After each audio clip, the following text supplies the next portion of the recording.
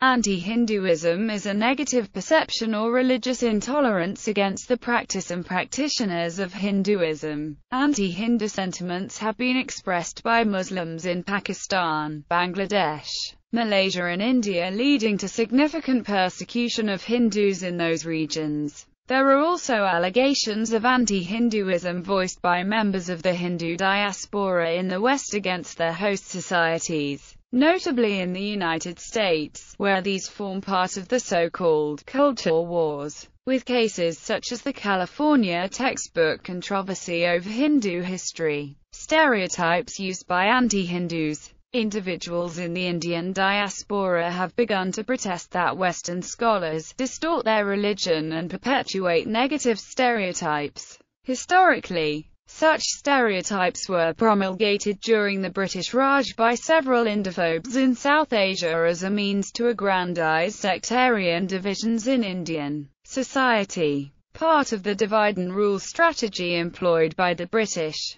Such allegations have seen a rise with the Hindu right using them for politics. The Indian caste system, a social stratification system in South Asia which has been criticized for its discriminatory problems, is uniquely blamed on Hindus and the religion of Hinduism. This is a common stereotype, as adherents of other religions such as Islam and Christianity have kept the practice of caste segregation in India. Some in India regard it as a social issue, rather than a religious one. Several organizations in India and abroad have been criticized by Hindu advocacy groups for these types of attacks. Anti-Hindu attacks often accuse Hindus of being blasphemous for the practice of idolatry and polytheism. Some anti-Hindus insist on an interpretation of Hinduism relating to ancient polytheistic religions as opposed to one that relates to enlightenment or moksha. This accusation is prevalent among adherents of monotheistic religions like Islam and Christianity. Many Christian missionaries, particularly those of fundamentalist Christianity, denigrate Hindu deities as evil or demonic. Advocacy groups in the West, such as the Hindu American Foundation and the Simon Wiesenthal Center, have spoken against anti-Hindu bigotry and prejudice.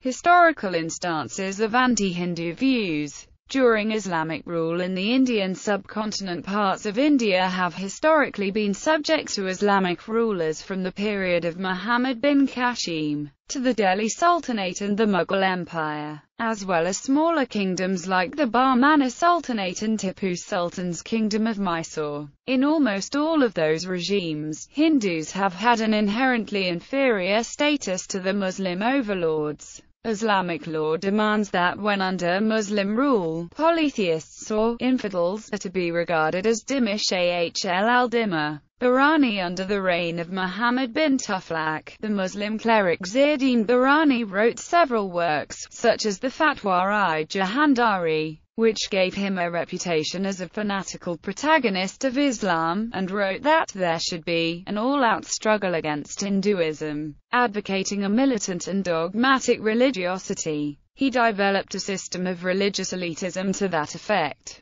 Tipu Sultan, after being defeated in the First Anglo-Mysore War, he started dealing cordially with the Hindus in his kingdom so as to avoid insurrection and get support in the face of the British power. Malayalam writer V.V.K. Valath has claimed in 1780 CE he declared himself to be the Padishah or Emperor of Mysore, and H.D. Sharma writes that in his correspondence with other Islamic rulers such as Shah Zaman of Afghanistan, Tipu Sultan used this title and declared that he intended to establish an Islamic empire in the entire country, along the lines of the Mughal Empire, which was at its nadir during the period in question. C.K. Karim notes that Tipu Sultan issued an edict for the destruction of Hindu temples in Kerala. The Archaeological Survey of India has listed 3 temples which were destroyed during the reign of Tipu Sultan. These were the Harihareshwar Temple at Harihar, which was converted into a mosque, the Varaswamy Temple in Srirangapatnam, and the Odakaraya Temple in Hospet. Tipu got Runmus Khan, the Nawab of Karul, to launch a surprise attack upon the Kadava Hindus who were besieged by the invading Muslim army. 500 were killed and over 40,000 Kadavas fled to the woods and concealed themselves in the mountains. Thousands of Kadava Hindus were seized along with the Raja and held captive at Seringapatam. They were also subjected to forcible conversions to Islam, death, and torture. In Seringapatam, the young men who were forcibly circumcised were incorporated into the Army Corps, and they formed 8 rishalas or regiments. The actual number of Kadavas that were captured in the operation is unclear. The British administrator Mark Wilkes gives it as 70,000. Historian Louis Rice arrives at the figure of 85,000. While Mir Kierman's score for the Korg campaign is 80,000 men, women and child prisoners. In a letter to Runmus Khan, Tipu himself stated, "We proceeded with the utmost speed, and, at once, made prisoners of 40,000 occasion-seeking and sedition-exciting Korgis, who, alarmed at the approach of our victorious army, had slunk into woods, and concealed themselves in lofty mountains, inaccessible even to birds. Then carrying them away from their native country we raised them to the honor of Islam, and incorporated them into our Army Corps." The following is a translation of an inscription on the stone found at Seringapatam, which was situated in a conspicuous place in the fort. "O Almighty God, dispose the whole body of infidels, scatter their tribe, cause their feet to stagger, overthrow their councils, change their state, destroy their very root, cause death to be near them, cut off from them the means of sustenance, shorten their days, be their bodies the constant object of their cares, deprive their eyes of sight, make black their faces." In 1788, Tipu ordered his governor in Calicut Sher Khan to begin the process of converting Hindus to Islam, and in July of that year, 200 Brahmins were forcibly converted and made to eat beef. Mohibul Hassan, Professor Sheikh Ali, and other historians cast great doubt on the scale of the deportations and forced conversions in Korg in particular, and Hassan says that the British versions of what happened were intended to malign Tipu Sultan, and to be used as propaganda against him. He argues that little reliance can be placed in Muslim accounts such as Kierman's Nishani Haidari, in their anxiety to represent the Sultan as a champion of Islam. They had a tendency to exaggerate and distort the facts. Kiermani claims that 70,000 Korgis were converted, when 40 years later the entire population of Korg was still less than that number. According to Ramchandra Rao Punganuri, the true number of converts was about 500. The portrayal of Tipu Sultan as a religious bigot is disputed, and some sources suggest that he in fact often embraced religious pluralism. Tipu sent a letter on 19 January 1790 to the governor of Bikal, Budruzuman Khan. It says, "Don't you know I have achieved a great victory recently in Malabar and over 4 lakh Hindus were converted to Islam. I am determined to march against that cursed Rama Varma very soon, since I am overjoyed at the prospect of converting him and his subjects to Islam. I have happily abandoned the idea of going back to Srirangapattanam now, after such atrocities." Tipu's view towards Hinduism changed, and it's recorded his seeking reverential advice from the then Sringeri Pontiff Sri Sakhidananda Bharati III. The Sringeri Sharada Peetham has in its safe possession some 24 letters written by the Sultan, who also sent a silver palanquin and a pair of silver chorish to the Sarada temple as well. Tipu had donated many silver vessels and gold ornaments to Sri Ranganatha Swami at Seringatnam, which is at stone's throw from his palace.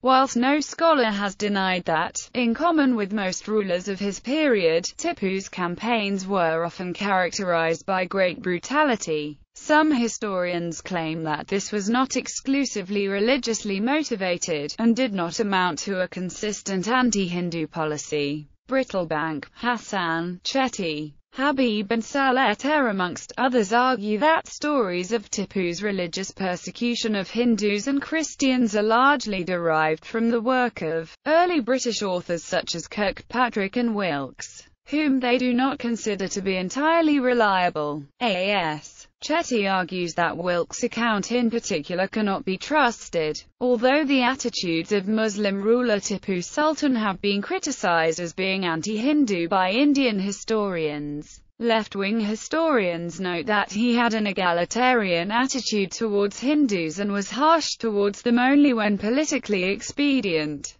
Former IAS officer Praxi Fernandez has mentioned in his book that Tipu Sultan displayed reverence to the head of the Hindu Shringari Mutt. By Irfan Habib and Mohibul Hassan argue that these early British authors had a strong vested interest in presenting Tipu Sultan as a tyrant from whom the British had liberated Mysore. This assessment is echoed by Brittlebank in her recent work S. Chandrasekhar, travel writer and photographer, 2010, records from his family genealogy. One of my ancestors, Somaswararaya, was mistakenly imprisoned by Tipu in 1789. He was a pure Saivite and an innocent Brahmin. He refused to eat or drink in prison due to shame and humiliation. Soon he dropped and fell unconscious. That night Lord appeared in the dream of Tipu and ordered him to release the poor Brahmin. Tipu apologized and repented for the sin committed.